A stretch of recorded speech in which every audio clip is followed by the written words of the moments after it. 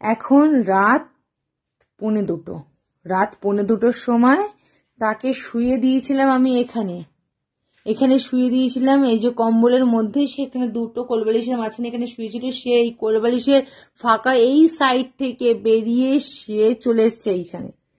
কোথায় তার বিছানা আর কোথায় সে? কেউ বলবে এটা 3-3.5 মাসের বাচ্চার কাজ? কেউ বলবে? রাত্রি 1:45 বাজে, কোনো ঘুমের কোনো নামগন্ধ নেই, তার চোখে ঘুমই নেই। সে ড্যাব ড্যাব করে তাকিয়ে আছে, ড্যাব ড্যাব করে তাকিয়ে আছে, ঘুম নেই চোখে। কোথায় ছিল? তাকে কম্বল টম্বল মুড়ি দিয়ে তাকে এখানে শুয়ে দেওয়া ছিল। সে এইখান থেকে, এই ফাঁকা থেকে গলে সে চলে এসছে এইখানে, কভার করে দিয়েছে, ব্যাস। আর কেউ শুতে পারবে না, আর কেউ শুতে পারবে না, তাই তো? মানে তুমি ঘুমোবে না আর আমাদেরকে তোমার সাথে বসে থাকতে হবে রাত্রি 1:45 সময়।